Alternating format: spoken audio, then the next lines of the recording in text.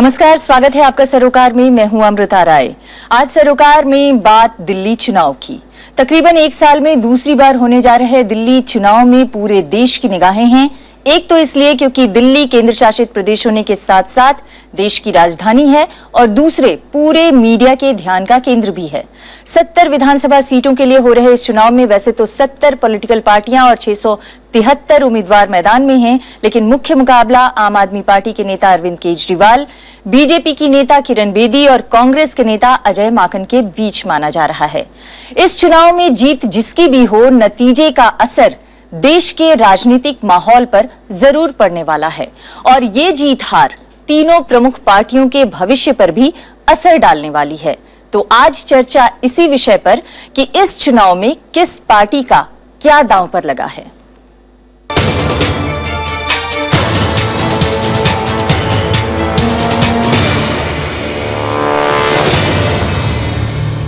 इस चर्चा में शामिल होने के लिए हमारे साथ हैं प्रोफेसर आनंद कुमार। आप राष्ट्रीय प्रवक्ता हैं आम आदमी पार्टी के, बहुत स्वागत है आपका। हमारे साथ हैं विजय गोयल, बीजेपी के नेता हैं, आपका भी बहुत स्वागत है। हमारे साथ हैं अजय कुमार, आप राष्ट्रीय प्रवक्ता हैं कांग्रेस पार्टी के, आपका भी स्वागत है। और हमारे साथ हैं द हिंदू अखबार में पॉलिटिकल एडिटर वर्गीस के जॉर्ज, आपका भी बहुत स्वागत है। और इसके अलावा हमारे साथ दिल्ली की जागरूक जनता भी है आपसे सवाल जवाब करने के लिए। आप सभी मेहमानों के साथ इस चर्चा को आगे बढ़ाएं, उससे पहले देखते हैं हमारी एक खास रिपोर्ट। ये पोस्टर बताते हैं कि दिल्ली में चुनावी संग्राम किस हद तक चला गया है, लेकिन जब बड़े दांव लगे हों तो राजनीतिक मर्यादा की फिक्र कौन करता है। जिसके तरकश में जो तीर है उसे वो चला रहा है। 8.5 महीने पहले मोदी लहर पर सवार होकर अपने सभी विरोधियों को चित कर देने वाली भारतीय जनता पार्टी यहाँ दो चेहरों के सहारे है। आगे किरण बेदी है तो पीछे साया नरेंद्र मोदी का है। फिर भी लड़ाई कड़ी है। पार्टी के सामने सवाल है कि पूरे देश के ध्यान का केंद्र बने इस चुनाव में बहुमत ना मिले तो क्या पैगाम जाएगा। उसे मालूम है कि दिल्ली फतह नहीं हुई तो देश का माहौल बदलेगा और उसके नतीजे दूरगामी होंगे। भाजपा को छवि की चिंता है तो आम आदमी पार्टी के सामने वजूद का सवाल है। कई बड़े चेहरे पार्टी छोड़कर चले गए हैं। नई राजनीति शुरू करने की पुरानी छवि अब साथ नहीं रही। अब पार्टी का सारा भविष्य इस पर है कि वो दिल्ली में कितनी कामयाबी पाती है। दिसंबर 2013 का करिश्मा चला तो अरविंद केजरीवाल की हैसियत बढ़ जाएगी, वरना सब कुछ अनिश्चित है। कांग्रेस की मुसीबत ये है कि वो आम चर्चाओं से ही गायब है। जाहिर है पार्टी के सामने बड़ी चुनौतियां हैं। क्या पिछले विधानसभा चुनाव से वो बेहतर नतीजा ला पाएगी? ऐसा हुआ तो उसका संदेश देश भर में जाएगा। उसकी जमीन लगातार खिसकने की चर्चाओं पर विराम लगेगा, वरना जमीन का खिसकना इतना तेज हो सकता है जिसका फिलहाल अंदाजा भी लगाना मुश्किल है। तो 3 दावेदार हैं और तीनों के सामने बड़े सवाल। उसके जवाब 10 फरवरी को सामने आएंगे। उस दिन वोटिंग मशीनों से जो निर्णय आएगा, ये निर्विवाद है कि उसका पूरे देश की सियासी तस्वीर पर गहरा असर होगा।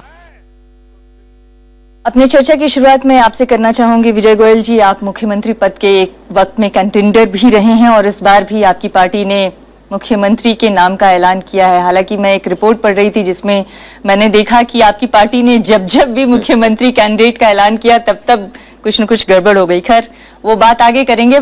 सवाल ये है कि ऐसा लगता है कि बीजेपी चुनाव कराने से डरती है, चुनाव से कुछ डरती है। और उसके उदाहरण मेरे पास इसलिए हैं कि मोदी लहर थी। मोदी लहर में 2014 का चुनाव आप लोगों ने इतने शानदार तरीके से जीता, 46% वोट हासिल हुए, 7 लोकसभा की सीटें आपके खाते में गई। फिर भी 7 महीने लगा दिया आप लोगों ने यहाँ चुनाव कराने में।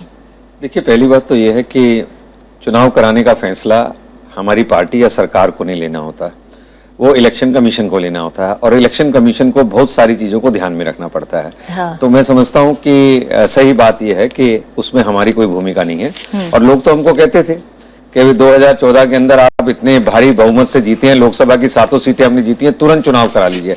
अगर हमारे हाथ में होता तो हम तुरंत चुनाव कराते, तो अब तक ये 6-8 महीने तक अपनी सरकार आने का हम इंतजार नहीं करते, भारतीय जनता पार्टी की सरकार पहले ही बन गई होती थी। दूसरा, जो आप कहते हैं कि ये देश की राजधानी है, ये देश की राजधानी नहीं है, ये तो स्लम हो गई है दिल्ली। 15-16 साल के अंदर जिन पार्टियों का शासन रहा, चाहे कांग्रेस का, चाहे आम आदमी पार्टी का, चाहे जैसे भी रहा, उसमें आज उसकी हालत ये है कि 40 लाख लोग अनधिकृत कॉलोनियों में रहते हैं, 30 लाख लोग झुग्गी झोंपड़ी में रहते हैं, 10 लाख लोग स्लम के अंदर रहते हैं, उनको देखने वाला कुछ नहीं है। और अभी अनधिकृत कॉलोनियां नियमित नहीं हुई, बिजली पानी की बहुत बड़ी समस्या है। कहने को देश की राजधानी है, किंतु समस्या ही समस्या करेंगे कि 7 महीने से आपकी भी सरकार देश में सरकार चला रही है और इसके अलावा 6 साल और भी पहले सरकार में आप लोग चला चुके हैं। ना तो 7 महीने कुछ होते और ना ही 49 दिन तो कुछ होते ही नहीं है जी।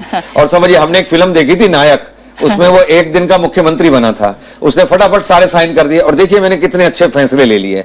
इसलिए एक दिन, 49 दिन, 7 महीने कुछ नहीं होता। सरकार 5 सालों की चली जाए, उनका आकलन किया जाता है। और अगर आप आकलन करेंगे तो पिछले 15-16 साल से जो दिल्ली में कांग्रेस की सरकार थी और जो केंद्र के अंदर सरकार थी, उसने में जो पॉलिसी पैरालिसिस था, जिस तरह से फैसले लिए नहीं जा रहे थे, जो भ्रष्टाचार और महंगाई था, उसी के कारण लोगों ने प्रधानमंत्री नरेंद्र मोदी को गद्दी के ऊपर बिठाया। मैंने सीधा सवाल पूछा था कि बीजेपी को ऐसा लगता है बार बार कि वो फैसले लेने से डरती रही दिल्ली चुनाव को लेकर, और जब मुख्यमंत्री को भी उतारना हुआ, मुख्यमंत्री का भी नाम देना हुआ, तो उसे इंपोर्टेड नेता को ले आना पड़ा। इसलिए मैंने ये सवाल किया।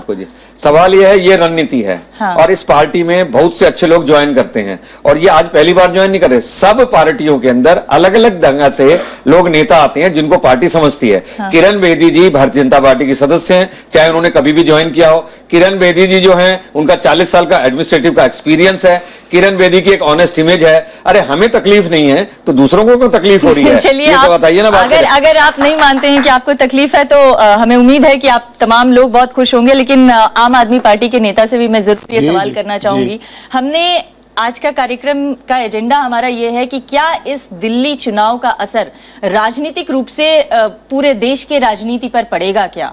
और इसलिए मैं ये सीधा सवाल आपसे करना चाहती हूं कि क्या आम आदमी का अस्तित्व भी इस चुनाव से जुड़ा हुआ है, दांव पर लगा हुआ है? नहीं, ये तो आपने बिल्कुल सही सवाल पूछा है। जो सब जानते हैं कि बहुत महत्वपूर्ण चुनाव है। एक तरह का अश्वमेध का घोड़ा दौड़ रहा था जिसने कि जगह जगह लोगों को स्तंभित किया, पराजित किया। लेकिन दिल्ली में आने के बाद आते आते 7 महीने हो गए, तो अब उसके काम की भी कसौटी सामने है। अच्छे दिन की भी बात लोग करने लगे हैं। अश्वमेध घोड़ा अभी भी दौड़ रहा है क्योंकि प्रचारों में तो अभी बहुत दौड़ रहा है, लेकिन उसने अपने लगाम पकड़ने वालों को शायद बदल दिया है और दूसरी जमात के लोगों को उसको लगाम दे दी, वरना कोई और लोग मुख्यमंत्री के उम्मीदवार होते। दिल्ली में जो मतदान होगा वो मिनी इंडिया का मतदान होगा। यहाँ पर पूरे भारत के लोग रहते हैं और पूरे भारत के लोगों के लिए दिल्ली के फैसलों का एक असर होता है। दूसरी बात है कि दिल्ली में पिछले साल भर में ये तीसरी बार चुनाव हो रहा है। इतना सघन राजनीतिक सक्रियता का दौर देश में किसी हिस्से में नहीं था और ये आत्ममंथन का दौर है कि हमको ऐसी व्यवस्था चाहिए या बेहतर चाहिए। जो गवर्नेंस का डिफिसिट है, जो लेजिटिमेसी का डिफिसिट है, जो मनी पावर का खुला खेल है, इसको रोकने वालों की एक जमात सामने बनी और उससे और आम आदमी पार्टी के नाते बीजेपी का मुकाबला हो गया। नतीजा यह है कि लोगों को लगता है कि क्या वैकल्पिक राजनीति की कोई संभावना है।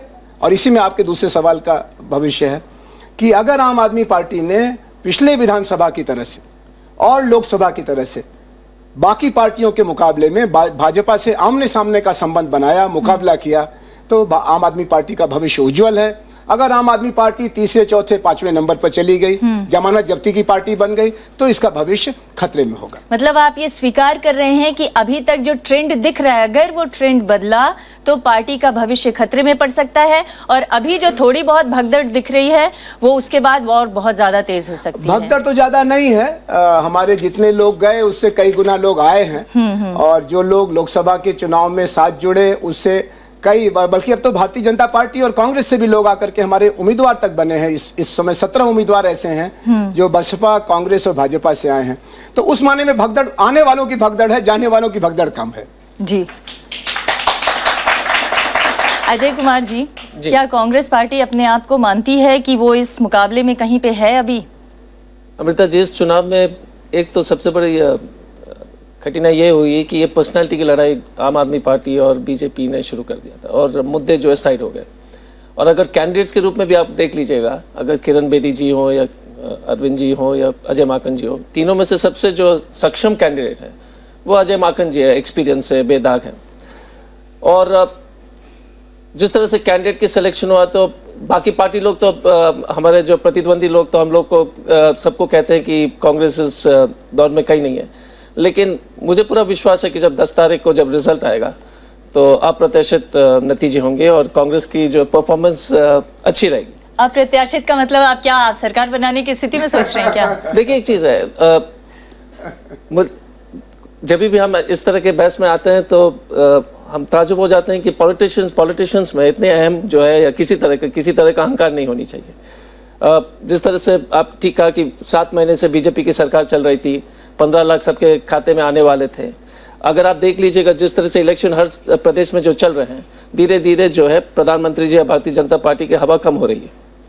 और कुछ दिन पहले चाहे जितना भी एजेंडा क्रिएट करने की कोशिश करें, लेकिन दिल्ली में चेहरों पर ही चुनाव होते हुए दिख रहे हैं। वर्गीज, क्या मैं ये सही कह रही हूँ कि अभी तक दिल्ली में जितने भी चीजें देखने को मिली हैं चुनाव के दौरान, चुनाव प्रचारों के दौरान, ऐसा लगता नहीं है कि दिल्ली में चुनाव एजेंडे पे लड़े जा रहे हैं, ज्यादातर चेहरों की लड़ाई बन के रह गई है और इसीलिए ज्यादा ये लोगों पार्टियों के साख का सवाल बन गया है। ये दोनों चीजें मुझे नहीं लगता है कि म्यूचुअली एक्सक्लूसिव है, चेहरे और मुद्दे। मुद्दे पे ही चुनाव लड़ा जाता है, लेकिन आजकल जो कम्युनिकेशन के जमाना ऐसा हो गया है, मीडिया एक्सप्लोशन ऐसा हो गया है, आपके पास जितना भी मुद्दे हैं, जब तक आओ मुद्दे को रिप्रेजेंट करने के लिए एक चेहरा नहीं होगा, आपके लिए वो लड़ाई मुश्किल हो जाता है। कांग्रेस के लिए भी आज के दिन में सबसे मुसीबत और मुश्किल वही है कि कांग्रेस का पास जो चेहरा है, वो चेहरा या रिलुक्टेंट है या इनफेक्टिव है। तो मुद्दों के बारे में कांग्रेस जो बोल रहे हैं शायद एवरीबडी उसको एग्री करेगा, लेकिन वो मुद्दों को लोगों के सामने पहुंचाने में कांग्रेस के पास चेहरे नहीं है। मतलब आप ये कह रहे हैं कि जिन चेहरों के जरिए कांग्रेस मुद्दों को आगे बढ़ाना चाहती है, उन चेहरों का प्रभाव उस तरह का नहीं है कि जनता उनके असर में आए, उनसे प्रभावित हो। बिल्कुल बिल्कुल। सो चेहरों के साथ साथ मुद्दे भी चाहिए।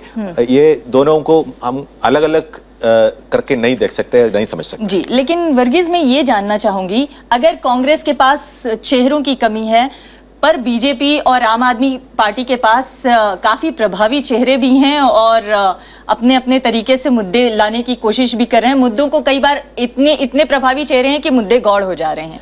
नहीं, बीजेपी के पास जो चेहरे है, द वेरी फैक्ट दैट वो चेहरे बाहर से बीजेपी को इंपोर्ट करना पड़ा, वही साबित करता है कि बीजेपी के पास जो चेहरे थे पहले, उससे बीजेपी खुद संतृप्त नहीं थे।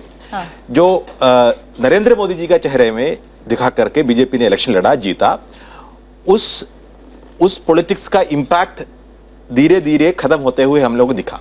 जैसे वो किरण बेदी जी के चेहरे पे तो मैंने पहले ही सवाल बोल दिया था कि शायद इन लोगों को भरोसा नहीं था अपनी पार्टी के नेताओं पे, इसलिए किरण बेदी को ले आए। किरण बेदी पे भरोसा नहीं रहा तो इसलिए अब प्रधानमंत्री समेत, कैबिनेट मंत्री समेत 120 सांसदों को उतार के चुनाव लड़ने के लिए तैयारी की जा रही है। मैं इनका जवाब ले लेती हूँ, उसके बाद में आऊंगी। इसमें प्रॉब्लम है कि बीजेपी के पास स्ट्रैटेजी बहुत अच्छा है, नेता बहुत अच्छा है, बीजेपी बहुत इफेक्टिव पार्टी है पॉलिटिकल कैंपेन करने के लिए, लेकिन अभी सालों से हम लोग ये दिख रहे हैं कि जो भी चीजें बीजेपी के पास है, जो दिल्ली में आते आते उसमें कुछ रुकावट हो जाता है।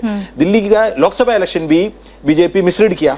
अगर बीजेपी दिल्ली का जो पब्लिक सेंटिमेंट अगर लोकसभा इलेक्शन के टाइम में ठीक से रीड किया होता, अरुण जेटली दिल्ली से इलेक्शन लड़ता, तो बीजेपी उसके पॉजिटिवली जो फैक्टर था वो भी गेज करने में बीजेपी कामयाब नहीं रहा लोकसभा इलेक्शन में। तो मतलब उसके बाद जो 7 महीने भी बीजेपी को यह तय करने के लिए इतना डिफिकल्टी हुआ कि कब इलेक्शन करना है कि नहीं, कब करना है, अगर किसके नेतृत्व में करना है, ये सब सवालों को लेकर के बीजेपी खुद थोड़ा परेशान रहता हुआ हम लोगों को समझ रहा है। मतलब आप ये कह रहे हैं कि जो विजय रथ लोकसभा चुनाव में चल रहा था वो धीरे धीरे उसकी यात्रा अब कमजोर पड़ती जा रही है और दिल्ली आते आते दिल्ली दूर होती हुई दिख रही है। वो वेव थोड़ा वीकन होते हुए दिख रहा है, जैसे झारखंड इलेक्शन में हम लोग। मैं पूछूंगी कि क्या वाकई वेव वीकन होते हुए दिख रहा है, कमजोर होता हुआ दिख रहा है। एक ब्रेक के लिए रुकते हैं, ब्रेक के बाद लौटेंगे।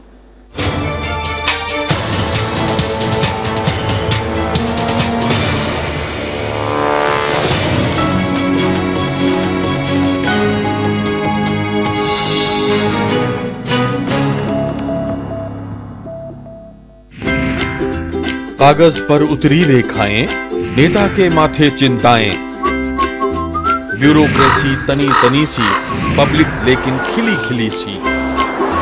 लेता है सबकी वो खबर, धारदार है इसकी नजर। नहीं बोलता ये किरदार, लेकिन सब हैं खबरदार। पढ़ने वाले का जीते मन, सिर्फ एक है वही लक्ष्मण। देखिए विरासत में इस बार आर के लक्ष्मण का कार्टून संसार।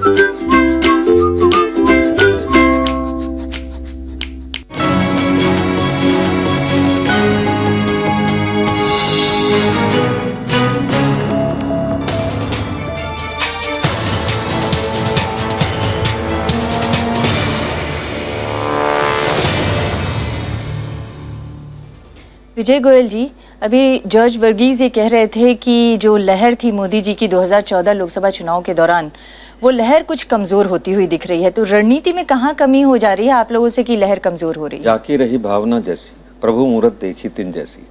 जो लोग नहीं चाहते हैं कि मोदी जी की लहर आगे बढ़े, उनको ऐसा नजर आता है। अगर आपको ध्यान होगा तो हम यूपी के 3 बाई इलेक्शन जो थे, उनमें से कुछ इलेक्शन हम हार गए थे जी, बीच के अंदर जो आए थे ना इमीडिएट लोकसभा के बाद। तो तुरंत पॉलिटिकल पंडितों ने कहना शुरू कर दिया मोदी जी का असर कम हो रहा है, मोदी जी का असर कम हो रहा है जी। उसके बाद इंतजार करने लगे हरियाणा की, हम चुनाव जीत गए, झारखंड की हम चुनाव जीत गए, महाराष्ट्र की हम चुनाव जीत गए, JNK की हम चुनाव जीत गए। तो ये लहर कभी कम नहीं हुई। और अभी दिल्ली के JNK में अब तक चुनाव भले ही जीते हो, लेकिन अब तक सरकार नहीं बन पाई है। सरकार बनने से ताल्लुक नहीं है, उसके रिजल्ट और, लेकिन और, आप तो ये बात मत कहो ना, जम्मू में जीते हैं, कश्मीर में नहीं। अब आप कहो जी आउटर दिल्ली की ज्यादा सीटें आई हैं और चांदनी चौक उसका तो बेस ना इन टोटलिटी देखा जाएगा ना। जम्मू कश्मीर एक स्टेट है जी, इसलिए आप ये मत निकालिए कि जहां हम कम हैं वही आपने आंकड़ा देना है जी। कुल मिला के जम्मू कश्मीर में हर एक आदमी कहता है कि भारतीय जनता पार्टी की जो परफॉर्मेंस है वो बहुत अच्छी है। सिर्फ एक सवाल का जवाब दीजिए, पूरे देश के लोग ये इंतजार कर रहे हैं कि 23 दिसंबर के नतीजे के बाद से अब कितना और वक्त लेगी बीजेपी जम्मू कश्मीर में सरकार बनाने आपके मुंह में घी शक्कर, जल्द ही आपको यह सूचना मिलेगी। इसके लिए मैं आपका स्वागत करना चाहता हूं कि आपने कहा भी कितना समय लेगी। मैं समझता हूं कि ये इलेक्शन निपटेंगे, उसके बाद हम उस पर लगेंगे और जम्मू कश्मीर में आप शीघ्र ही भारतीय जनता पार्टी की सरकार देखेंगे। नंबर 1 बात। दूसरी बात, चेहरों पे चुनाव नहीं हो रहा जाके। एक बात समझ लीजिए, ये जो लोग कहते हैं ना बाहर से चेहरा लाए, बाहर से चेहरा लाए, अगर एक चेहरा लाने से मेरा वोट बैंक बढ़ता है, उसकी एक फॉलोइंग है, वो यूथ के अंदर, महिलाओं के अंदर पॉपुलर है, उसकी एक इमेज है, उस इमेज का हमको फायदा हो सकता है, तो मेरी तो जो ऑर्गेनाइजेशन है वो इस बात में नहीं झिझकेगी। पर मुझे आम आदमी में बड़ा ताज्जुब होता है। आम आदमी कहती है देखिए 17 उम्मीदवार हम बासपा के, कांग्रेस के और भाजपा के ले आए। तो भाई इसका मतलब है तुम्हारे पास उम्मीदवार ही नहीं थे पार्टी के अंदर जी। आपको आधे से ज्यादा बदले उम्मीदवार आपने, जिनको आप ठोक बजा के कहते थे कि आम आदमी पार्टी बड़ी ईमानदार पार्टी है और हमारा एक एक कैंडिडेट बड़ा हमने चुन चुन के लिया है, उसमें से आधे बदलने पड़े और आधे में से भी 17 आपको बाहर से लाने पड़े, उसमें से भी बीजेपी से लेने पड़े आपको।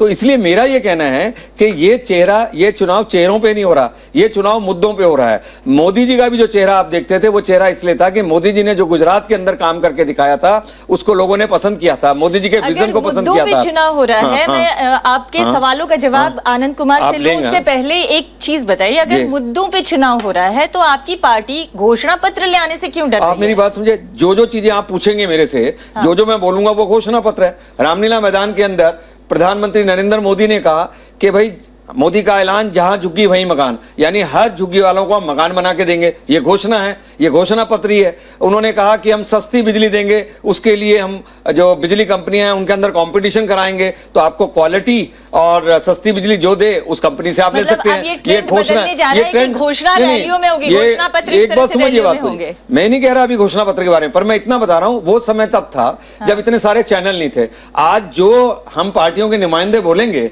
वो सब घोषणा पत्र है, उसमें और अलग क्या है जी? छापना और बोलने में आप अंतर क्यों समझते हैं? तो इसलिए मेरा ये कहना है, आज प्रधानमंत्री जब स्टेज से जो बोलते हैं उसको हम घोषणा समझते हैं, हम उसको ये थोड़ी कहते हैं कि उसको जब तक प्रिंट नहीं होगा तब तक वो घोषणा नहीं मानी जाएगी। प्रधानमंत्री ने 4-5 वादे किए थे, जिसमें से बिजली के बारे में कहा, बिजली के बारे में था, झुग्गी झोपड़ी के बारे में था, महिलाओं की सुरक्षा के बारे में था, युवाओं के बारे में था। और मैं समझता हूं नरेंद्र मोदी जो कहते हैं वो करते हैं।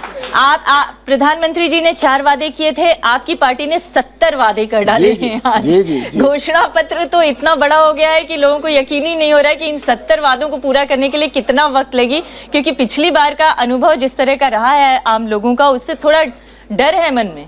नहीं, आम लोगों का अनुभव बिल्कुल ठीक है। 49 दिन की सरकार चलते चलते एकाएक रुक गई, हमको इस्तीफा देना पड़ा, तो लोगों को लगा कि ये ठीक नहीं हुआ और हमने उसके लिए क्षमा मांगी। वो राजनीतिक अनुभव का अभाव था। लेकिन जो आपने कहा 70 सवाल, दिल्ली में तो इस समय कम से कम 700 सवाल है। उन सवालों को सुलझाना हमारी जिम्मेदारी है, और इसलिए नहीं कि हम एक दूसरी पार्टी के, हम इसलिए कि हम दिल्ली वाले हैं। दिल्ली में हम बड़े हुए हैं और दिल्ली को हमने धीरे धीरे माफिया के हाथ में फंसते देखा है। भू माफिया, पानी माफिया, जिधर देखिए उधर भ्रष्टाचार, और उसमें हर दल के अंदर बगावत सी है, अच्छे और बुरे के बीच में। इस समय दिल्ली को एक, और वो बगावत की थोड़ी थोड़ी बू आपकी पार्टी में भी है। जो इस काम में पड़ेगा वहां पर बगावत होगी, ईमानदारी और बेईमानी के बीच में। हाँ। दिल्ली को ईमानदारी से उसकी समस्याओं को सुलझाने वाले लोगों की जरूरत है। एक सवाल मैं पूछ सकती हूँ, अगर आप इजाजत दें? आप कह रहे हैं कि ईमानदारी और बेईमानों के बीच में बगावत होगी। आपने कहा कि जो बेईमान थे वो आपकी पार्टी छोड़ के चले गए, कहने का मतलब यही मान सकती हूँ मैं। तो ये जो आरोप लगा रहे हैं विजय गोयल जी कि आधे आपको कैंडिडेट बदलने पड़े पिछली बार के मुकाबले में, और 17 जो है वो दूसरी पार्टियों के लोगों को आपने टिकट दिया है, तो वो बने रहे कि हमारी पार्टी का विस्तार भी हुआ। देखिए, विधानसभा में हम एक राज्य की पार्टी थे, लोकसभा में हम और नीचे जमीन तक गए, हमारा वोट बढ़ा, 29% वोट विधानसभा में था, लोकसभा में 33% वोट मिला। और दूसरी बात ये हुई कि हमारी पार्टी में कुछ हमारे पड़ोसियों के वजह से कुछ खराबियां भी आ गई, कुछ लोग बिकने को तैयार हो गए। ये जो चुनाव नहीं हुआ 7 महीने दिल्ली में, उसका कारण ये था कि लगातार खरीद बिक्री की कोशिश होती रही। जो लोग करीब करीब बिक गए थे उनको हम लोगों ने विनम्रता पूर्वक नमस्कार किया, और आज वो दूसरी पार्टियों की शोभा बढ़ा रहे हैं, शोभा ही नहीं बढ़ा रहे हैं, उनका टिकट पा करके लोग विधानसभा के उम्मीदवार बने। लेकिन सभी लोग जो आम आदमी पार्टी छोड़ के गए वो बेईमानी के कारण नहीं गए, उनकी अपनी स्वेच्छा भी रही होगी। उनको, जैसे किसी ने कहा कि हमको मोदी जी का चेहरा दुनिया का सबसे खूबसूरत चेहरा लगता है, तो अब वो इश्क हो गया, तो उसमें हम लोग क्या कर सकते हैं। और जहां तक दिल्ली का सवाल है, दिल्ली को मेरे मित्र विजय जी, मैं इनको विद्यार्थी राजनीति के जमाने से जानता हूं, ये इसकी नस नस जानते हैं। और इसका महासूत्र जो है वो दिल्ली का राज्य न बन पाना, जिसके लिए शीला दीक्षित जी 15 साल से परेशान थी, लेकिन मनमोहन सिंह जी ने उनकी एक नहीं सुनी।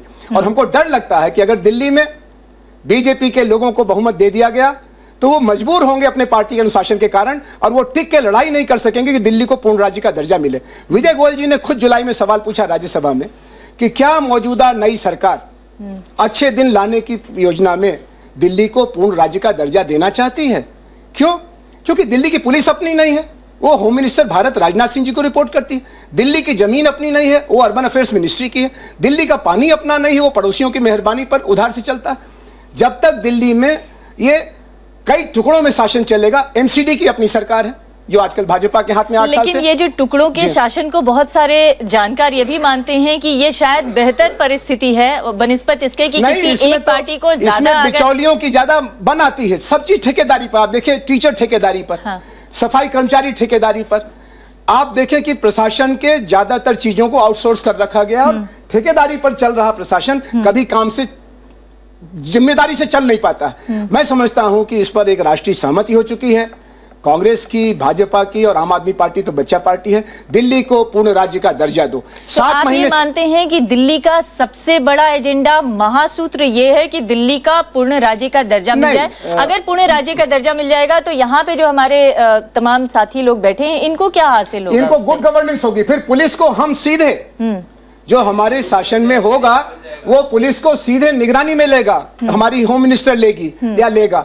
हमारा जो जमीन का इंतजाम है, जो नगरीकरण की प्रक्रिया, वो डीडीए के भरोसे नहीं होगी, जो दुनिया के सबसे भ्रष्ट संगठनों में माना जाता है। जो मुझे हमारा पानी का इंतजाम है, विजय खत्म कर लें, तो ये बात ये खुद उठाते रहे हैं। दिक्कत ये है कि अब केंद्र में एक अलग तरह के लोगों का शासन है, वो क्रोनी कैपिटलिज्म के भरोसे देश को बनाना चाहते हैं। और इसलिए जो भाजपा की मानी हुई बात है, कांग्रेस की स्वीकारी हुई बात है, और आम आदमी पार्टी का सपना है दिल्ली को सुशासन देने का, और उसके लिए पहला कदम दिल्ली को पूर्ण राज्य देने का, उस पर अब ये लोग चुप हो गए हैं। तो जब ये चुप हो गए हैं तो बोलने वालों की जरूरत है, और दिल्ली की जनता इस बार उसको वोट देगी जो पूर्ण राज्य के सवाल पर खुल के टकरा करके समाधान लाएगी। और एक बात आप देखिए, ये जो लोग पूर्ण राज्य का दर्जा की बात कर रहे हैं, ये उस समय आम आदमी पार्टी पैदा भी नहीं हुई थी जब से हम पूर्ण राज्य के दर्जे के लिए बिल्कुल लड़ाई सही लड़ कहा रहे हैं आपने, जी। बिल्कुल सही। दूसरी बात, जब आप पार्लियामेंट क्वेश्चन की बात करते हैं तो आप भूल जाते हैं कि पूर्ण राज्य का दर्जा तब मिलेगा जब दिल्ली की सरकार होगी, विधानसभा के अंदर प्रस्ताव पारित होगा, वो केंद्र के ऊपर जाएगा।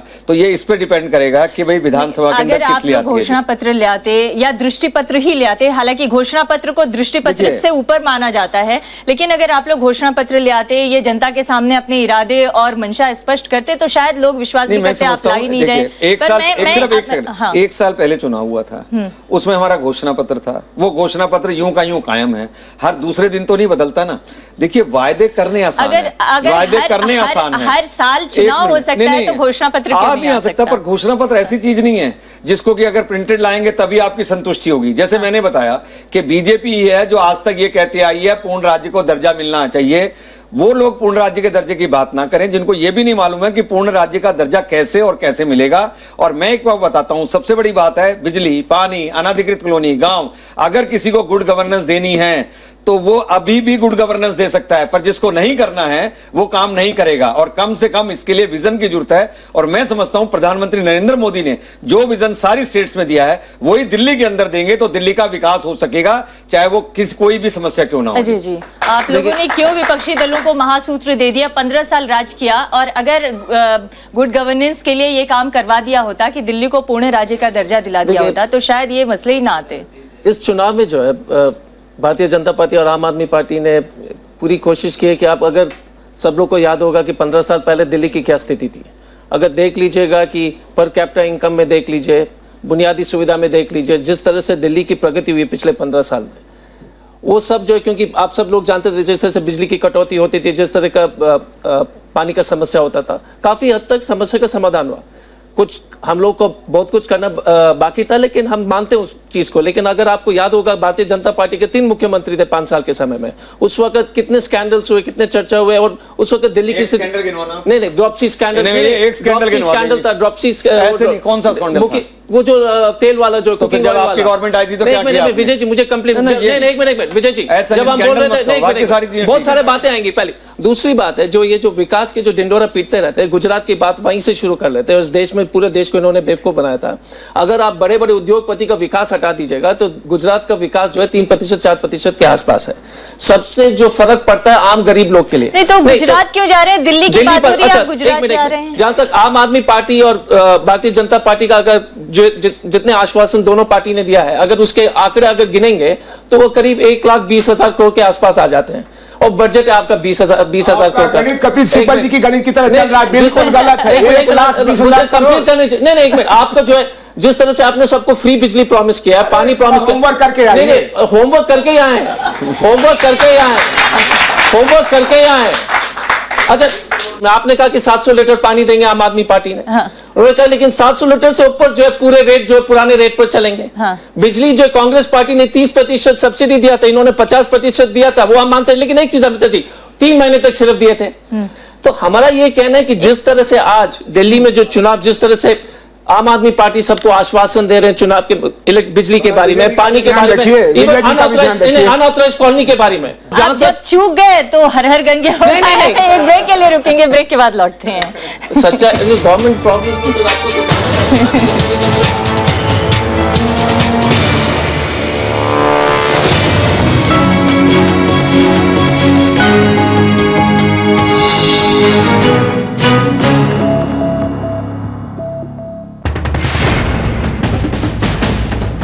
साल दर साल देश ने देखा पहली बार राष्ट्रपति और उपराष्ट्रपति का चुनाव, 18 विधानसभाओं और लोकसभा का चुनाव, शानदार और निष्पक्ष कवरेज।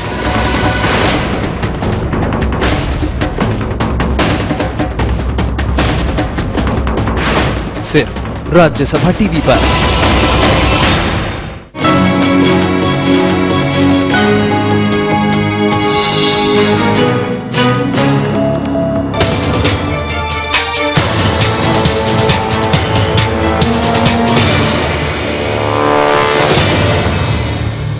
तो चुनाव जीतने के लिए तमाम राजनीतिक दल आसमान के तारे तक तोड़ने जैसे वादे कर रहे हैं, लेकिन सवाल यह है कि ये कितना व्यवहारिक है। और दूसरा सवाल यह है कि अगर ये सारे वादों पे जनता विश्वास करे तो क्या वाकई जिस तरह की आम आदमी पार्टी वादे कर रही है उससे उसकी स्थिति मजबूत होती हुई दिख रही है? नहीं, ये सारे मुद्दाएं तो रेलेवेंट है ही, पानी के मुद्दा, बिजली का मुद्दा, लेकिन इसको हाल कैसे होगा, इसका रेसोल्यूशन कैसे होगा, इसी के ऊपर जो डिटेल डिबेट एक पॉलिटिकल डिस्कोर्स में होना चाहिए वो नहीं हो रहा है। जैसे विजय गोयल साहब ने बताया, जो पब्लिक स्टेटमेंट जो आ रहा है वही सरकार का प्रॉमिस है।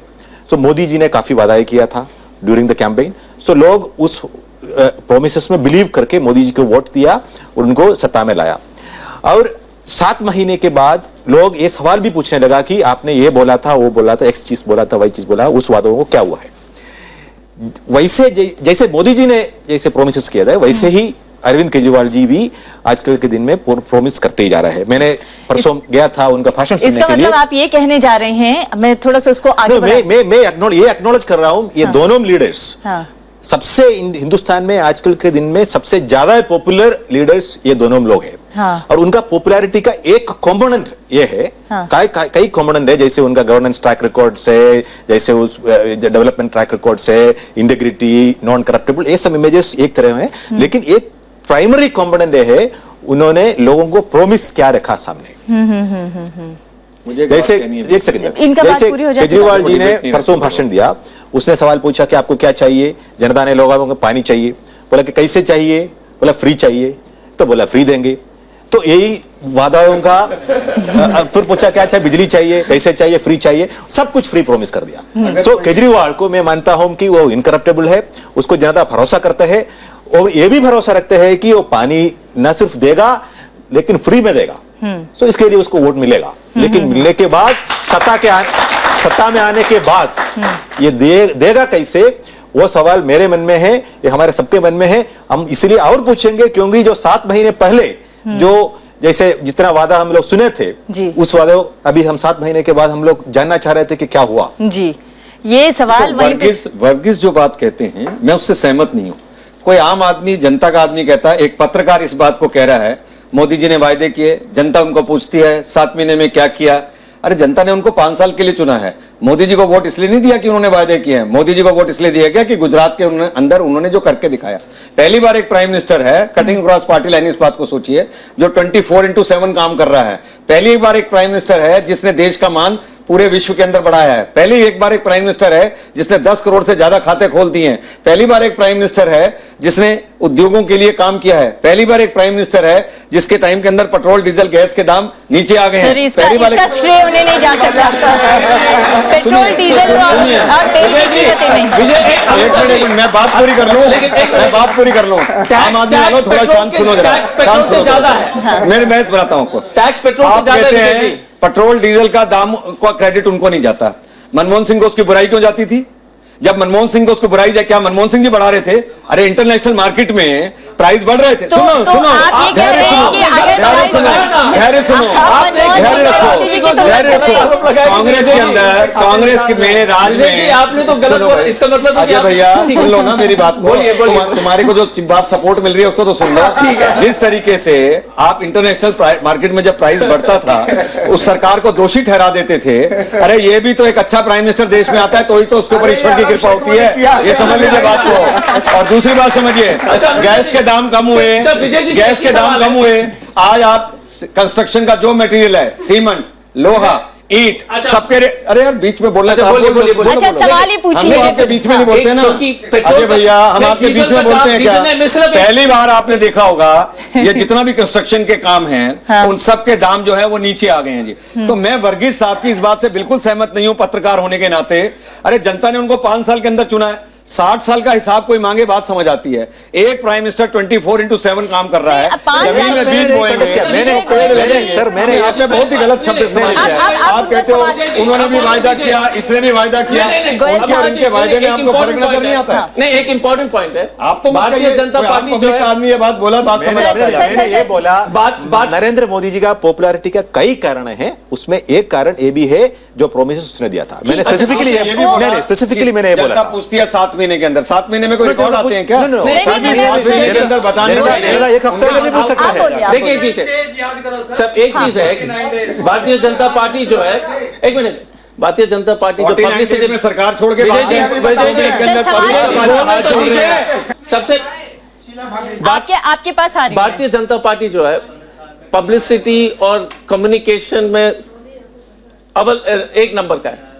इसीलिए कि देखिए दुनिया भर में डीजल और पेट्रोल का दाम जो है 30 रुपए होने चाहिए थे। इंडोनेशिया, मलेशिया, हर जगह देख लीजिएगा तो डीजल और पेट्रोल का दाम पर लीटर 30 रुपए 35। पाकिस्तान में हम लोग से सस्ता है।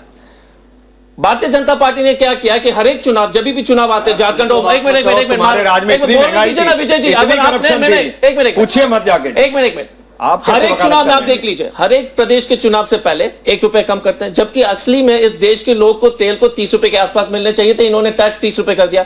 वर्तमान में भारत में टैक्स तेल के दाम से ज्यादा है। आपका हवाई जहाज का एटीएफ सस्ता है। हाँ। तो हम ये कहते हैं कि भारतीय जनता पार्टी 1% जनता के ध्यान जरूर रखते हैं। 99% जो हम सब लोग पढ़ते हैं उस पर कोई ध्यान नहीं। ये पूंजीपति अरबपति लोग के पूरा ध्यान। इंपॉर्टेंट बात जो वर्गीस ने कही वो ये है कि जनता की भावनाओं को समझता कौन है और जनता की भावनाओं के हिसाब से अच्छे अच्छे वादे कौन करता है।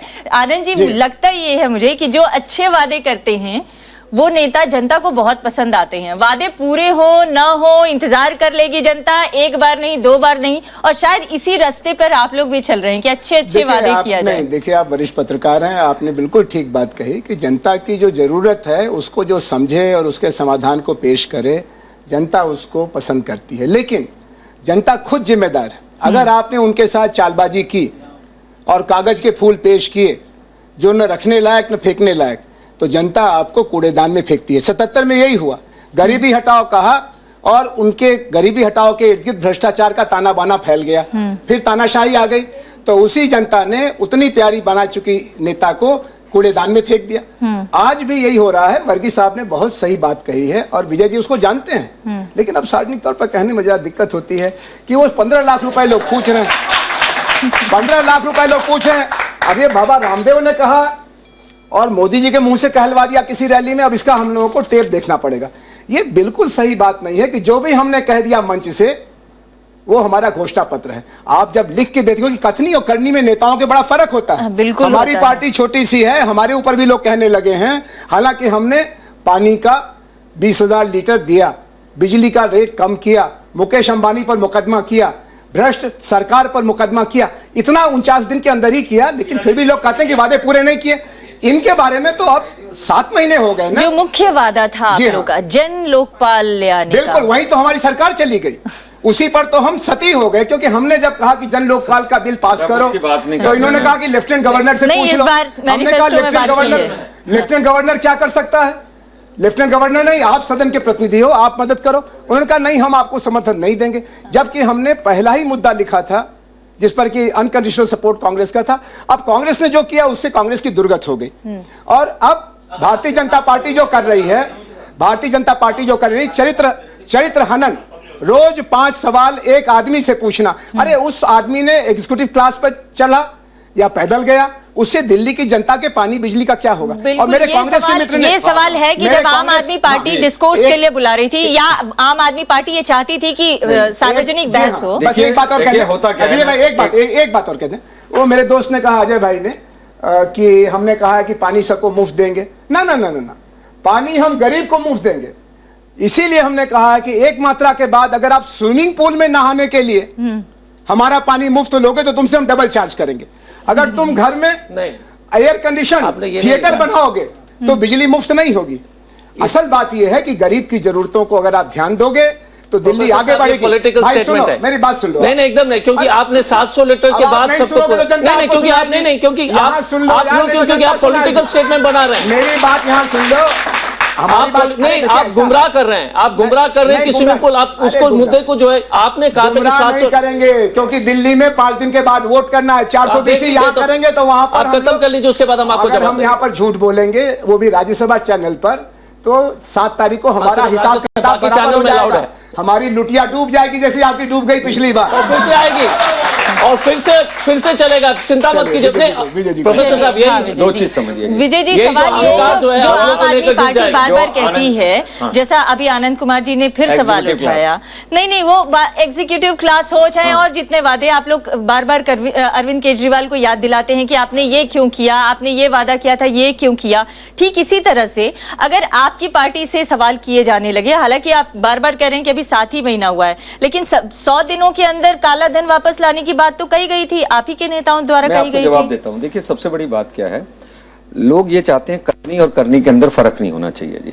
तो मैं काले धन पर अभी वापस आता हूं। मैं एक बात बताता हूं, केजरीवाल साहब ने जो पार्टी जो निकाली वो अन्ना हजारे के आंदोलन में से निकल कर आए थे।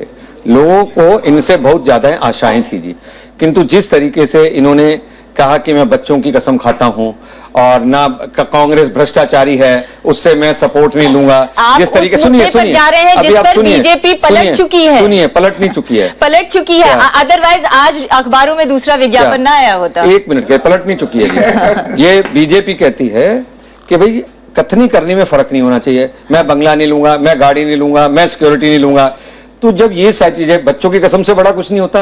अब इससे कल को वो फिर बच्चों की कसम खाएंगे तो लोग उन पर विश्वास नहीं करेंगे, क्योंकि उन्होंने उस विश्वास को तोड़ा था।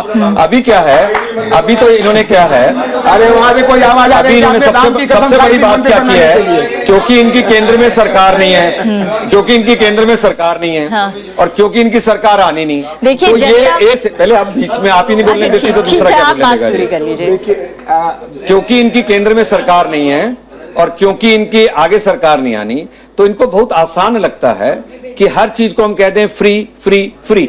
ऐसा नहीं होता है जी। इनके बारे में विजन होता है कि जब हम पानी की बात करते हैं तो पानी की समस्या को हम कैसे हल करेंगे, जब हम बिजली के दाम कम करेंगे तो हम बिजली के दाम को हम कैसे करेंगे, हम झुग्गी झोपड़ी, अगर आप मेरे से पूछोगे झुग्गी झोपड़ी में मकान कैसे बना के देंगे, तो मैं आपको बताऊंगा कि गवर्नमेंट 1 रुपया भी स्पेंड नहीं करेगी और उसके बाद झुग्गी झोपड़ी के अंदर 13 मंजिली मकान वैसे ही बनेंगे जैसे कि मुंबई के स्लम रिहेबिलिटेशन के उसमें प्रोग्राम के अंदर बन रहे हैं जी। तो विजन के अंदर ये सबसे ज्यादा जरूरी है कि जो हम कह रहे हैं उसको कर रहे हैं नहीं कर रहे हैं जाके जी। आप मेरे से बार बार ये बात पूछती हैं लिख कर दे दो, लिख कर दे दो। अरे भाई आजकल चैनल वाले 2 मिनट के अंदर वो निकाल लेते हैं, उसकी क्लिपिंग निकाल लेते हैं 2 मिनट के अंदर। हाँ। देखिए आपने ये कहा था, तब आप ये नहीं कहेंगे अच्छा आपने लिखा नहीं था तो आपको बरी किया जाता है जी। इसलिए तो मेरा क्या इसलिए कहना आप है, ये- जो भी ठीक है, पार्टी इसलिए चुनाव आप ये लड़ रही चाहते हैं है कि उसकी चैनल वाले कथनी और बार-बार करनी में क्लिपिंग फर्क नहीं होना निकाल के चाहिए। दिखाएं कि देखिए आपने इस दिन ये कहा था एक और ये दिल्ली नहीं के है। अंदर विजन, झुग्गी- दिल्ली के अंदर विजन होना चाहिए जी। हाँ। दिल्ली के लिए जहां विजन झुग्गी हो, वहां दिल्ली मकान के- कैसे बनाएंगे, हाँ, यही बता ये बड़ा दीजिए अच्छा आप। किया जी।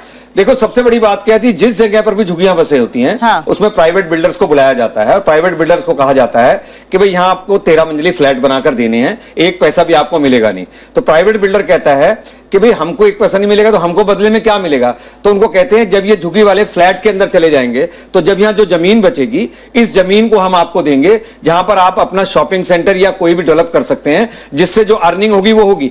तो वो जो आधी झुग्गियां हैं उनको वो किराए पे भेजेगा, उसका किराया भी वही, ये मैं नई स्कीम नहीं बता रहा, ये मुंबई में चल रही है, वो उसका किराया भी वो बिल्डर देगा।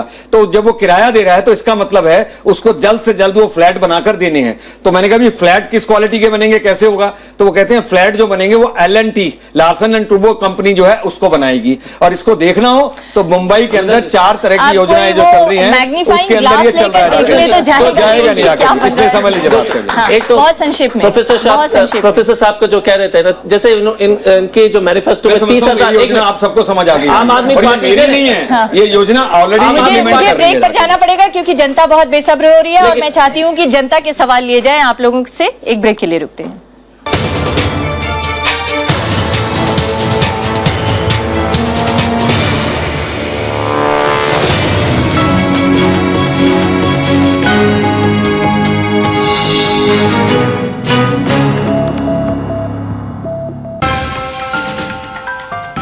In the Maths Factor, we travel through time and space and see how maths has evolved and how it is a part of the world around us.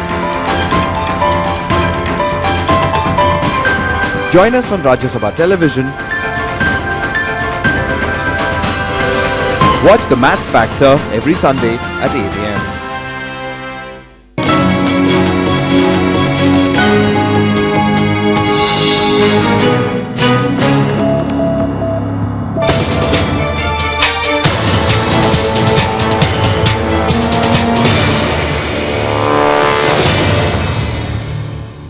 तो इस चुनाव में तमाम बड़े बड़े राजनीतिक दलों की साख दांव पर लगी हुई है, क्योंकि हमने जहां से शुरुआत की थी कि अगर पार्टियां हारती हैं तो ये उनके अस्तित्व का भी सवाल होगा, उनकी लहर का भी सवाल होगा और उनकी साख का भी सवाल होगा। जनता क्या चाहती है, सीधे उनकी तरफ रुख करते हैं। जी, आप कुछ पूछना चाहती हैं? सर, मेरा क्वेश्चन ये है कि आप लोग बहुत देर से डिबेट कर रहे हैं, आम आदमी, लेकिन आप ये बताइए कि केजरीवाल ने जो भी किया ठीक है, लेकिन आपकी सरकार है अभी, ठीक है, मोदी जी को हम लेकर आए, लेकिन आप ये बताओ कि क्या कहते हैं, मोदी जी ने अभी तक 7 महीने में क्या किया है? ओबामा जी यहाँ पर आए, 15,000 CCTV कैमरे लगाएंगे, लेकिन महिलाओं की सुरक्षा कहाँ गई? महिलाओं की सुरक्षा के लिए अभी तक आपने एक भी CCTV नहीं लगाया। मालूम नहीं है तो आप बताइए ना सर, इसके ऊपर आंसर दे दीजिए।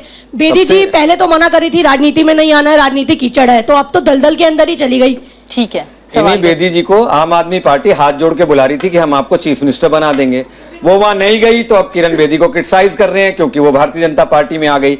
जहां तक महिलाओं की सुरक्षा की बात है, आपको पता होना चाहिए कि पिछले दिनों के अंदर सरकार ने महिलाओं की सुरक्षा के लिए बहुत कदम उठाए हैं। जैसे उसमें से एक हिम्मत वाला बटन है, सबसे बड़ी बात यह है। उसके बाद महिला कांस्टेबलों की नियुक्ति ज्यादा से ज्यादा थानों के अंदर की गई है, जागरूकता फैलाई जा रही है। उसके अलावा महिलाओं को जो कमांडो और इस तरीके से जो हैं कराटे वगैरह, उसके प्रशिक्षण की बात हो रही है। तो महिला सुरक्षा के ऊपर सरकार ने विभिन्न तरह के कदम उठाए हैं। चलिए ठीक है, अगला सवाल। मेरा क्वेश्चन विजय गोयल जी से है। सर, सेंटर में आपकी सरकार है, जितने भी मिनिस्ट्री है, इनमें जितने भी कॉन्ट्रैक्ट कर्मचारी है, उन्हें परमानेंट करने के बारे में आपने क्या सोचा? हमारी सरकार ने सीधा सीधी बात करी है, और जो हम बात कर रहे हैं ये कि दिल्ली के अंदर जो ये ठेकेदारी प्रथा के अंदर जो लोग नियुक्त हुए थे, हम उन सबको परमानेंट करेंगे। मेरा सवाल आप पार्टी से है। सर, 49 दिन के लिए आपकी सरकार बनी, पूरी दिल्ली की जनता ने आपको सरकार बनाने का पहली बार इतिहास में ऐसा हुआ कि जो आपको 28 सीटें मिली और आपको सरकार बनाने का सपोर्ट भी कांग्रेस ने किया। क्या अब की बार अगर आपको बहुमत नहीं मिलता तो क्या कांग्रेस का समर्थन लेंगे सरकार बनाने के लिए? देखिए, या बीजेपी में जाएंगे? हम लोग देंगे ही नहीं। इन्होंने जवाब दे दिया कि हम तो देंगे। चलिए सर, आप धरने, अगर आपकी सरकार बन जाती है, बहुमत आपको मिलता है, तो क्या धरने प्रदर्शन देके जंतर पंतर पे बैठ के, या फिर सरकार लोगों के लिए कुछ काम भी करेंगे? देखिए, हमारी हुकूमत ने लोगों के लिए काम किया, आपके बिजली के बिल आधे किए, पानी मुफ्त दिया, औरतों की सुरक्षा के लिए हम आगे आने के लिए लोगों को साथ लेकर के चलने के लिए बढ़े, जिससे कि हमारी टकराहट हो गई दिल्ली पुलिस और केंद्रीय सरकार शिंदे जी से। और हमने कोशिश की कि जो भ्रष्टाचार है उसके लिए पहल करें, और कुछ अफसरों को हमने निलंबित भी किया। अगर हमारा स्पष्ट बहुमत बना तो हम 5 साल डट के सरकार चलाएंगे, और जब सरकार चलेगी तो धरना देने की जरूरत नहीं पड़ेगी। सरकार चलेगी तो धरना देने की जरूरत नहीं पड़ेगी। लेकिन अगर दिल्ली को पूर्ण राज्य का दर्जा देने के लिए, लोकपाल के लिए केंद्र की सरकार हमारी विधानसभा के बहुमत के बावजूद नहीं सुनेगी, तब हम उनकी नाक में दम कर देंगे। केंद्र में भाजपा की सरकार है, दिल्ली में भी भाजपा की सरकार होगी, तो दोनों सरकारें तालमेल के साथ विकास करेंगी जी। और नहीं तो ब्लेम गेम चलेगा, जैसा इन्होंने साफ तौर से कह दिया है कि कल को अगर केंद्र सरकार में कोई बात होती है, हम सीधा धरना प्रदर्शन करेंगे। कोई भी दिल्ली की समस्या होगी, हल नहीं कर पाएंगे तो केंद्र के ऊपर ब्लेम करेंगे, केंद्र दिल्ली में ब्लेम करेगा। तो इसलिए सबसे अच्छी आता है दोनों जगह एक पार्टी की सरकार हो तो बहुत अच्छा सरकार चलेगी, बहुत अच्छा काम चलेगा। ये जो आर्ग्यूमेंट जो रहता है कि सेंटर में जो सरकार जिस दल का होता है, वही दल का सरकार अगर वो एक पर्सपेक्टिव से देखा जाए तो ये कन्वीनियंस है, लेकिन उसमें एक इम्प्लाइड थ्रेट ये है कि अगर हमारे सरकार को आप चुनेगा नहीं तो हम आपको उसका रिट्रीब्यूशन देंगे। तो ये दिस आर्ग्यूमेंट जो कई लोग रख रहे हैं आज के दिन में, मुझे लगता है कि वो थोड़ा अनडेमोक्रेटिक है, बिकॉज ये जो लॉजिकली ट्रू है एट वन लेवल, लेकिन उसका जो इम्प्लाइड थ्रेट जो दे रहा है कि हमारा सरकार को अगर नहीं चुनाएगा तो दिल्ली में जो सेंटर में जो हमारा सरकार है, वो सरकार जो सरकार इधर आएगा उसका मदद नहीं करेगा, ये मुझे लगता है कि थोड़ा उसमें शायद यही वजह है, मैं उसमें ऐड ही कर दूं, शायद यही वजह है आजकल एफएम रेडियो पर एक प्रचार चल रहा है, एफएम रेडियो पर एक प्रचार चल रहा है कि दिल्ली में काम करने वाली सरकार चाहिए, मोदी सरकार चाहिए। मेरे को ये नहीं समझ में आ रहा है कि दिल्ली में फिर बीजेपी को मुख्यमंत्री पद का उम्मीदवार ही क्यों बनाया गया? मेरी एक बात नहीं, मुख्यमंत्री पद का उम्मीदवार क्यों नहीं बनाएंगे? तो फिर दिल्ली में मोदी सरकार चाहिए क्यों कहा जा रहा है? दिल्ली में मोदी सरकार का मतलब यह है मोदी जैसा विजन, मोदी जैसा विकास, मोदी जैसा काम करने वाला व्यक्ति होंगे तो जाहिर तौर पर दिल्ली की समस्याओं का हल होगा। अमृता जी, इससे ज्यादा बेवकूफी बात इसलिए नहीं हो सकती, जब मनमोहन सिंह जी की सरकार थे तो फिर गुजरात में इस्तीफा क्यों नहीं दिए? अगर मध्य प्रदेश में इस्तीफा क्यों नहीं दिया? क्योंकि केंद्र का सरकार राज्य की सरकार एक ही होने से अगर विकास होगा तो इस तरह का लोकतंत्र का हत्या होगा। जी अगला सवाल। हाँ, आनंद जी से ये सवाल करना चाहता हूं, जैसे आप पार्टी कह रही है हम वाईफाई फ्री देंगे, हम पानी फ्री देंगे, हम बिजली के बिल आधे फ्री कर देंगे, ये लॉलीपॉप देना छोड़ दीजिए और रोजगार के बारे में बात कीजिए, वो आप करते नहीं। हम रोजगार के बारे में भी बात कर रहे हैं। जो ठेकेदारी प्रथा है जिसकी वजह से एमसीडी पर पूरा नियंत्रण 8 साल से होने के बावजूद खुद प्रधानमंत्री को झाड़ू उठा करके इनको शर्म पैदा करनी पड़ी कि बीजेपी वाले मेयर लोग और कॉर्पोरेटर लोग कुछ तो यार अपना काम करो। नहीं सुनिए मेरी बात। तो हम जो ठेकेदारी प्रथा है और हमको आशा है कि विरोधी दल में होने के बावजूद सुन लीजिए 17,000 टीचर ठेकेदारी पर चल रहे हैं, सफाई कर्मचारी ठेकेदारी पर चल रहे हैं। हम इनको पक्का करेंगे। ऐसा प्रदेश जिसमें शिक्षा ठेके पर हो, सफाई ठेके पर हो, वो प्रदेश कहलाने लायक नहीं है। मैं इन तीनों से पूछना चाहता हूं कि ये बिजली, पानी और अनाधिकृत कॉलोनियों पर कब तक वोट मांगते रहेंगे? तो ये कब तक करते रहेंगे? सबसे ज्यादा जो मैं पूछना चाहता हूं वो पहले कांग्रेस वालों से और फिर बीजेपी वालों से, उसके बाद आम आदमी वालों। अच्छा, तो पहले कांग्रेस एक लाइन का जवाब। देखिए एक लाइन का जवाब। पहले आपको स्पष्ट करना चाहेंगे कि पहले 1600 के आसपास जो है अनऑथराइज कॉलोनी थे। कांग्रेस ने जो है 890 के आसपास उसको ऑथराइज करने में सफल हुए। बाकी जो था पहले क्योंकि देखिए अनऑथराइज कॉलोनी का समस्या को समझना बहुत जरूरी है। देखिए सब लोग बोलते रहेंगे कि इसको रेगुलराइज कर लेंगे, वो कर लेंगे। 1600 अनऑथराइज कॉलोनी के आंकड़े थे जब एप्लीकेशन आया था RWA से। सो तब जो है 1550 के आसपास जो है फाइनल लिस्ट था। उसमें से 890 सरकारी जमीन पर थे तो उसको रेगुलराइज करने में कोई तकलीफ नहीं थी। बाकी जो है वो फॉरेस्ट लैंड पर था, आर्कियोलॉजिकल लैंड पर था और उसमें काफी समस्या हुई। दूसरी बात है, जहां तक भारतीय जनता पार्टी बात कहते हैं कि जो जैसे पावर ऑफ अटर्नी है हर एक अनऑथराइज कॉलोनी में, 7 साल से एमसीडी में वो पावर जो सिर्फ एमसीडी के पास है। 7 साल से भारतीय जनता पार्टी का एमसीडी चल रहा है और पावर ऑफ अटर्नी रेगुलराइजेशन की जो मामला है वो लैंड का जो ओनरशिप है, नहीं पिछले 7 साल से तो बीजेपी का एमसीडी चल रहा है। देखिए मैं आपसे एक मिनट देखिए ये तू मैंने नहीं चल रहा है, हम बोल देंगे उसके बाद आप जो भी आप टिप्पणी। हाँ, इसलिए हमारा ये कहना है कि अनऑथराइज कॉलोनी में सब लोग जो लंबे चौड़े बड़े बड़े आश्वासन और गरीब के लोट मांगने के बीच में जनता के बीच में जा रहे हैं। पहले तो सबसे जरूरत है ये कि ईमानदारी से सबको जो वास्तविकता को सबको समझाना और बताना कि क्या तकलीफ है क्या नहीं होगा। नहीं तो जनता को जो इस एक बार आप बेवकूफ बना सकते हैं, दूसरे बार तो जनता जो है लात मार के निकाल देंगे। जी एक सवाल आनंद कुमार जी मैं आपसे जानना चाहती हूँ, जब आपकी पार्टी 2013 में आई तब नई राजनीति की एक संभावना थी इस पार्टी में और ये माना जा रहा था कि बाकी दलों की संस्कृति से ये बिल्कुल अलग तरह की है। लेकिन आज जो स्थिति दिख रही है ऐसा लगता है कि जो बाकी दलों की बुराइयां हैं वो थोड़ी थोड़ी पार्टी के अंदर आने लगी हैं। अगर आप लोग चुनाव में बेहतर प्रदर्शन नहीं कर पाते हैं, वोट खींचने की क्षमता अगर आप लोग की सफल साबित नहीं होती है तो फिर क्या होगा? देखिए हमारी पार्टी मूलतः एक वैकल्पिक राजनीतिक संस्कृति के निर्माण का प्रयास है और इसमें आंदोलन मूल है, संगठन और चुनाव उसके लिए इंस्ट्रूमेंट है। हमारी कोशिश ये थी कि देश इस बारे में जो जग चुका है पार्टियां भी जगें और हमें बड़ी खुशी है कि करीब करीब सभी दल अपने उम्मीदवारों के चयन में, अपने घोषणा पत्र निर्माण में, अपने प्रचार के तरीके में पुनर्चिंतन कर रहे हैं। ईमानदार लोगों की बड़ी खोज होने लगी है। अगर घर के अंदर ईमानदार नहीं है तो बाहर से पड़ोसी से उम्मीदवार मांग करके लाने में इनको अब संकोच नहीं रह गया। फिर भी हमको चुनाव से आगे का देखना है। इस समय राजनीतिक सुधारों के लिए भारत बेचैन है, वरना संसदीय जनतंत्र पूरी तरह से धनतंत्र और माफिया तंत्र की डबल जकड़ में फंस गया है। हम लोग अगर चुनाव में जीते तब तो हमको दिल्ली में सुशासन का एक मॉडल बनाने का ऐतिहासिक अवसर मिलेगा। अगर चुनाव में हमको विरोधी दल में जाने का मौका मिला या कांग्रेस जैसी हमारी दुर्गत हो गई कि हमारे 5 ही साथ जीते, तो उसका यह मतलब नहीं है कि सारे हिंदुस्तान में बदलाव की आंधी जो चल रही है उसके हम ही एकमात्र प्रवक्ता रहेंगे, कुछ और लोग आगे आ जाएंगे। लेकिन वो विस्तार करना है। श्री नरेंद्र मोदी की सरकार मतलब आप ये तो स्वीकार कर रहे हैं कि अगर चुनाव में जीत उस तरह की नहीं मिली जिस तरह की आप उम्मीद कर रहे हैं तो हो सकता है कि आपकी जगह कोई और भी ले ले। लेकिन जॉर्ज मैं आपसे जाते जाते एक सवाल पूछना चाहती हूँ, आप तीनों पार्टियों से वो कौन से 3 मुद्दे हैं दिल्ली में रहने के नाते जो आप चाहेंगे कि ये पूरे होने चाहिए? क्या आपको नहीं लगता कि महंगाई, महिलाओं की सुरक्षा और दिल्ली के पुणे राज्य का मुद्दा, ये इतने बड़े मुद्दे हैं कि जिन पर दिल्ली की जनता को इन तमाम पार्टियों से सीधा जवाब चाहिए।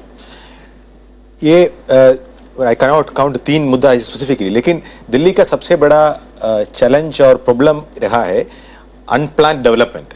उसका अलग अलग मैनिफेस्टेशंस अभी हम लोग इधर सुनने में आया, एजुकेशन हो, सेटलमेंट्स हो, लैंड डेवलपमेंट हो, लैंड यूसेज हो, स्कूल्स हो, एवरीथिंग जो है दिल्ली का जो अनप्लान्ड अनसाइंटिफिक हाफ फसाड जो अर्बन प्लानिंग और डेवलपमेंट हुआ है। मैं समझता हूं दिल्ली को, जैसे मोदी जी का प्लान है स्मार्ट सिटीज इंडिया में डेवलप करने का, और दिल्ली गवर्नमेंट में जो घोषणा पत्र आए हैं और ये जो वादा जो आ रहा है, ये सबको इसको एक साइंटिफिक तरीका से ये जनता के सामने रखने में इस इलेक्शन में भी काम नहीं हो रहे। वही मेरा सबसे बड़ा रिग्रेट है। जैसे मैंने पहले बोला, सिर्फ ऐसे वादा गिनाते हैं, लेकिन वो जो स्ट्रक्चर्ड जो पॉलिटिकल डिस्कोर्स जो इलेक्शन कैंपेन के दौरान जो होना चाहिए, that is the biggest opportunity for a political campaign. जो आप लोग केवल सवालों तक सीमित कर दिए, पॉलिटिकल डिस्कोर्स जो होना चाहिए था जनता के बीच में जाकर, वो क्यों रोक रहे हैं? मुझे लगता है जनता के बीच में हम सबसे ज्यादा यही बात कर रहे हैं, और आज दिल्ली को सबसे ज्यादा जो जरूरत है वो गुड गवर्नेंस की है। आपकी मुख्यमंत्री जी की उम्मीदवार तो चुप हो जाती हैं जनता के बीच में, चुप नहीं हो जाती हैं जाके, उनको जहां गला खराब करने के कारण है, और मैं नहीं समझता उसको लेकर आपको मजाक उड़ाना चाहिए। उनके गला खराब करने के कारण है, और मैं समझता हूं कि गुड गवर्नेंस की सबसे ज्यादा जरूरत है। और बिल्कुल वर्गीस ने ठीक कहा कि अनप्लैन्ड डेवलपमेंट हुआ है, इसलिए 40 लाख लोग अनाधिकृत कॉलोनी में बस गए, क्योंकि हाउसिंग की प्रॉब्लम को एड्रेस नहीं किया। दिल्ली में पानी की इतनी कमी नहीं है जितना कि डिस्ट्रीब्यूशन का सिस्टम ठीक करने की जरूरत है। इसी तरीके से बिजली के रेट कम आ सकते हैं अगर बिजली कंपनियों को मोनोपोली ना देकर उनके अंदर कंपटीशन करा दिया जाए। इसी तरीके से गांवों के अंदर भी विकास हो सकता है, और इसी तरीके से अनाधिकृत कॉलोनियां भी नियमित हो सकती हैं। ये जो अनाधिकृत कॉलोनियां था, इसको एनडीए की सरकार ने, मोदी जी की सरकार ने इनको नियमित किया है।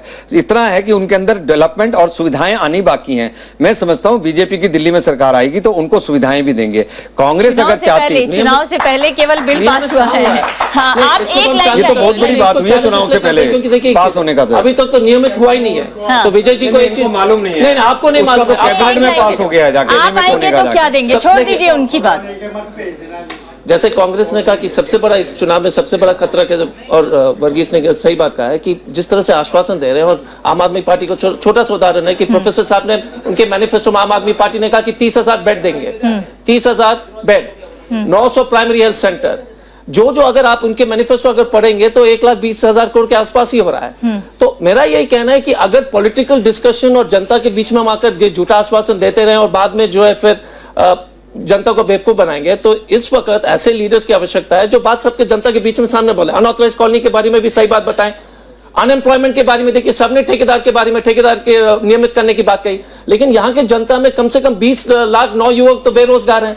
वो जो ठेकेदार हैं वो तो 15-20 हजार में सीमित हो जाएंगे। सारे राजनीतिक दल अपने अपने तरीके से अच्छी अच्छी बातें कर रहे हैं, अच्छे वादे कर रहे हैं, लेकिन मैं इस प्रोग्राम को यहीं पर खत्म करना चाहूंगी कि ये अच्छे वादे कागज के फूल साबित न हो और जनता की जो उम्मीदें हैं वो सचमुच रंग लाएं। बहुत बहुत शुक्रिया हमारी इस चर्चा में शामिल होने के लिए। नमस्कार।